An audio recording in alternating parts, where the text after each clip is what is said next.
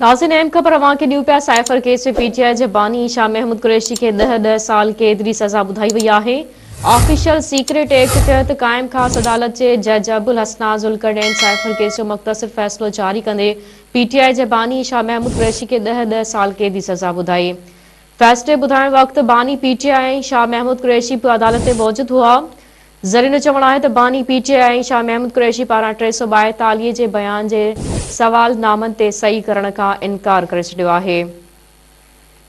नाज़रीन, हिकु भेरो ॿीहर अवां सां अहम ख़बर शेयर कयूं पिया। साइफ़र केस में पीटीआई जे बानी ऐं शाह महमूद कुरैशी खे 10 साल कैद जी सज़ा ॿुधाई वई आहे।